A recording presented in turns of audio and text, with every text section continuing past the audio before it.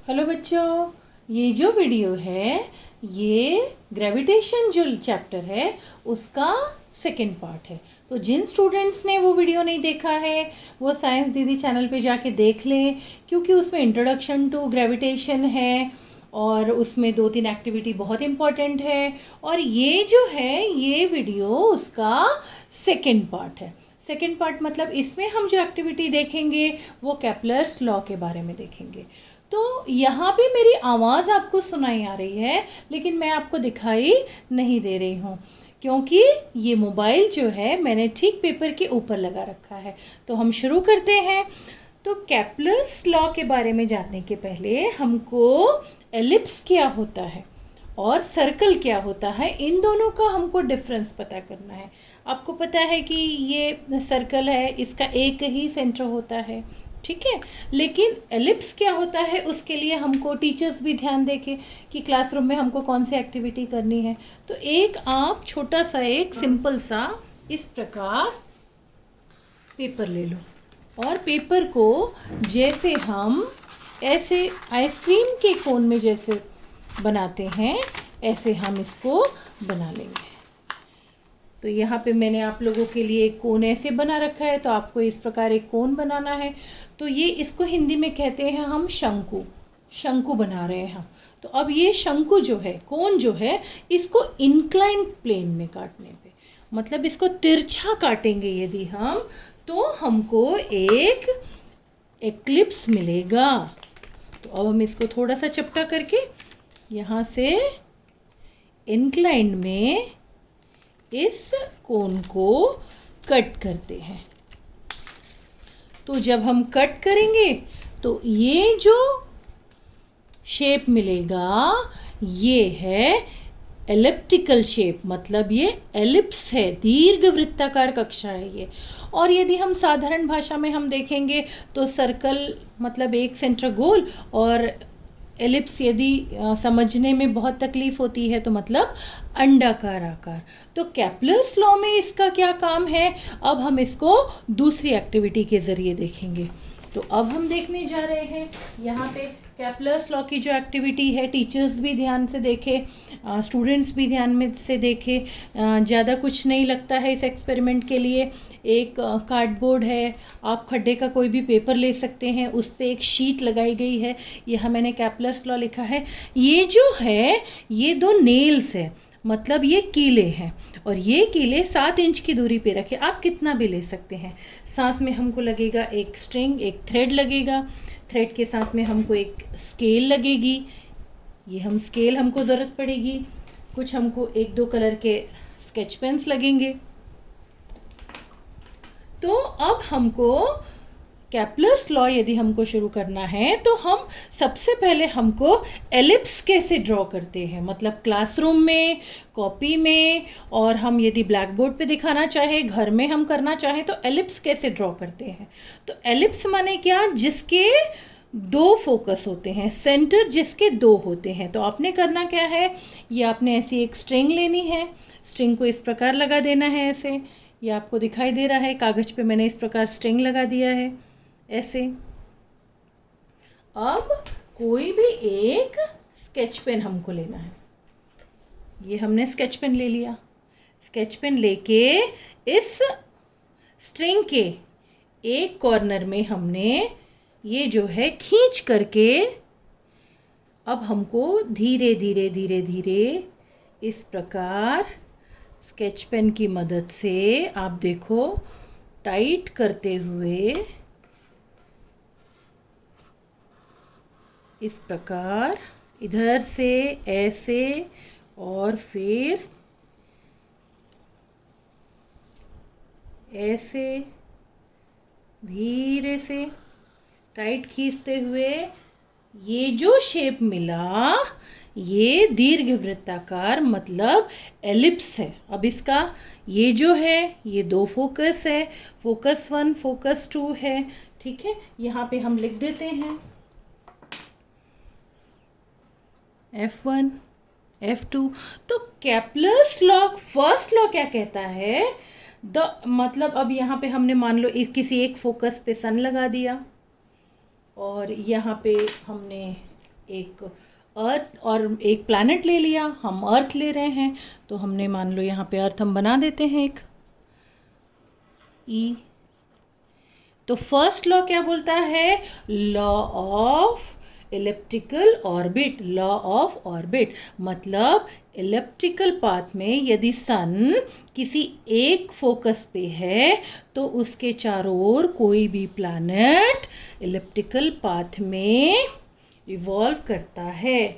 The orbit of a planet is an ellipse with the sun at the one of the foci. इस प्रकार ये first law है, मतलब कोई भी प्लैनेट एलिप्टिकल पाथ में घूमता है सन के चारों ओर। ये फर्स्ट लॉ है। सेकंड लॉ क्या बोलता है? सेकंड लॉ के लिए सेकंड लॉ बोलता है कि द लाइन ज्वाइनिंग, तो कोई एक लाइन खींचेंगे हम सन और प्लैनेट के बीच में। The line joining the planet and the sun sweeps area in equal interval of time. मतलब यदि ये सन है और अब हमको स्केल लगेगा, तो हम यदि यहाँ से एक लाइन खींचेंगे तो अब ये सन फिर से मैंने लगा दिया, तो अब अर्थ यहाँ पे है, तो मान लो किसी एक सेम टाइम इंटरवल पे, मतलब 1 महीने का समय ले, 30 डेज का समय लेते हैं कि 30 डेज में यदि कोई प्लैनेट अर्थ यहाँ से यहाँ तक जाता है, यहाँ पे जाता है, तो यहाँ पे ये अर्थ यहाँ पे आ गया, तो सन से ये जो लाइन है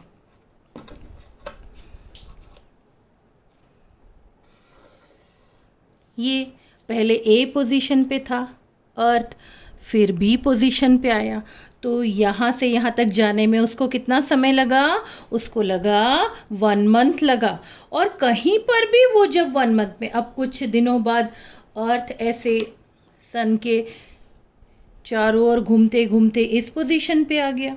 इस पोजीशन पे आने के बाद मान लो ये सी पोजीशन पे है अभी अर्थ, यहाँ अर्थ है, और 1 महीने के बाद उसने यहाँ पे डी पोजीशन पे आ गया वो।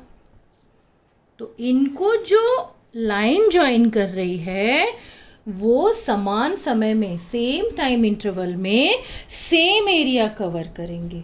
अब ऐसा क्यों हो रहा है? देखो ये सन है, फिर से एक बार हम यहाँ पे सन देखते हैं, लगा देंगे। तो पहले अर्थ यहाँ था, 1 महीने में उसने यहाँ से यहाँ पे ट्रैवल किया, तो ये जो एरिया है 1 मंथ में, यहाँ आने पर यहाँ से यहाँ तक का जो एरिया है कोई भी पॉइंट का, वो उसका जो एरिया है वो बिल्कुल समान रहेगा। The line joining the planet and the sun sweeps equal area in equal interval of time. तो ऐसा क्यों हो रहा है? आपको ऐसा लगेगा कई स्टूडेंट्स को कि ये तो मैडम कुछ छोटा दिख रहा, ये बड़ा दिख रहा। ऐसा नहीं है। अब कैसा होता है कि जहाँ सन होता है वो वाले साइड को यहाँ पे एपिहेलियन बोलते हैं, और ठीक है प्रीहेलियन बोलते हैं, और जो दूसरे साइड को कहते हैं वो एपिहेलियन बोलते हैं। तो ये जो अर्थ है, अब ये देखो इसका डिस्टेंस सन से है, बहुत दूर है, तो जैसे इसका डिस्टेंस बढ़ गया सन से, तो क्या होता है, सन का जो ग्रेविटेशन है, सन का जो आकर्षण है, अट्रैक्शन है, वो दूर होता है। तो ये यहाँ से यहाँ अर्थ धीरे धीरे धीरे धीरे वेलोसिटी इसकी धीरे धीरे एरिया जाता है, लेकिन जैसे ही वो सन के करीब आता है उसका जो घूमने का जो मोशन है वो बहुत फास्ट हो जाता है।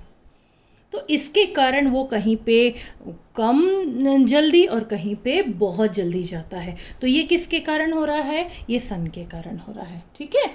और जो थर्ड लॉ है वो क्या कहता है कि square of the period of revolution, मतलब यदि कोई प्लैनेट सन के चारों ओर घूम रहा है एलिप्टिकल ऑर्बिट में, तो उसका जो टाइम है उसका स्क्वायर, और सन से जो उसका मीन डिस्टेंस है उनका क्यूब, वो दोनों एक दूसरे के कैसे रहेंगे, प्रपोर्शन में रहेंगे। तो यहाँ पे कैसे पढ़ेंगे हम, इनको याद कैसे रखेंगे कि केपलर्स लॉ क्या बोल रहा है, फर्स्ट वाला लॉ क्या बोल रहा है कि लॉ ऑफ ऑर्बिट। और इसको याद रखने के लिए हम कैसे करेंगे, इस प्रकार एक इलिप्टिकल बनाएंगे और यहाँ पे फोकस 1 फोकस 2 ऐसे याद रखेंगे। लॉ ऑफ इक्वल एरिया को हम कैसे याद रखेंगे, लॉ ऑफ इक्वल एरिया को हम 2 फोकस बना के, यहाँ पे सन है और यहाँ पे ये जो मार्ग है, ये जो डिस्टेंस है, ये जो है लॉ ऑफ मतलब इक्वल टाइम में इक्वल एरिया कवर करना। थर्ड जो है वो लॉ ऑफ रिवोल्यूशन पीरियड है, मतलब यदि किसी प्लैनेट को सन के चारों ओर जाने में t टाइम लगता है तो उसका स्क्वायर वो डायरेक्टली प्रोपोर्शन होता है वो जो सन और प्लैनेट है उसका जो डिस्टेंस है उसका क्यूब। तो ये तीनों जो लॉ है ये किसने दिए थे, ये केपलर ने दिए थे। और केपलर उन्होंने प्लैनेटरी मोशन के ये जो लॉ दिए वो किसके शिष्य थे, वो किसके साथ काम करते थे, वो ब्राहे के साथ काम करते थे। ब्राहे बहुत बड़े एस्ट्रोनॉमर थे, मैथमेटिशियन थे। उनके डेथ के बाद केपलर ने संभाला और केपलर के इन्हीं लॉ के बाद सर आइजैक न्यूटन ने यूनिवर्सल कांस्टेंट दिया ग्रेविटेशन का। तो इस प्रकार ये एक्टिविटी क्लास में करने के बाद बच्चे बहुत आसानी से समझ जाते हैं। Thank you.